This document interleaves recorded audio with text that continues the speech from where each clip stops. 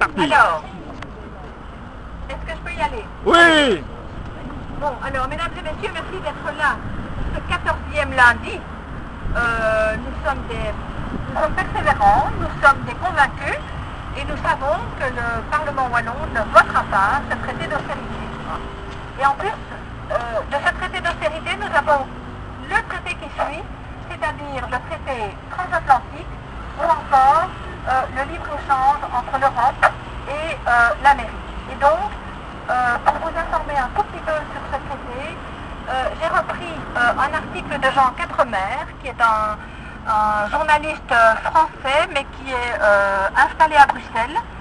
Et donc, il écrit à propos de ce traité, libre-échange transatlantique et l'Union européenne à la rame. Ça dit déjà beaucoup de choses. Et donc, il explique que les États-Unis espèrent profiter de la crise pour pousser l'Union européenne à abaisser ses normes. Et donc, il insiste en disant que José Manuel Barroso met les États membres devant le fait accompli. Alors, que veulent donc les Américains? Les États-Unis espèrent bien se payer les Européens, c'est écrit tel quel. À Washington, on espère que l'Union, affaiblie par la crise de l'euro et les cures d'austérité, a grand besoin de cet accord pour se relancer et est donc prête au compromis.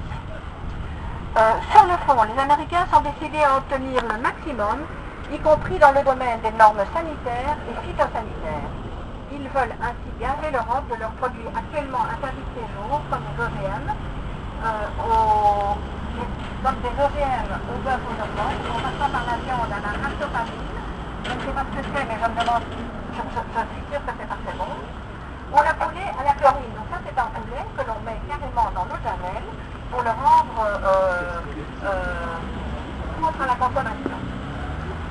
Alors, il explique encore que si la Commission européenne juge pour l'instant les grands dieux qu'elle ne lâchera rien, elle est en réalité prête à céder beaucoup. Un responsable de l'exécutif européen s'interroge ainsi devant Libération et il dit: on peut se demander si le délai d'usage de 3 ans avant d'autoriser l'importation d'un OGM, ce n'est pas trop long. De même, Bruxelles vient d'autoriser avant même le début de négociations la pratique américaine consistant à nettoyer les carcasses de porc à l'aide d'acide lactique.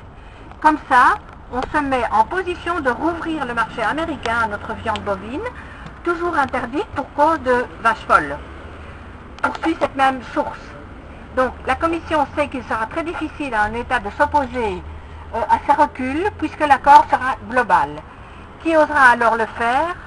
Qui osera alors le faire capoter pour sauver quelques normes sanitaires ou environnementales?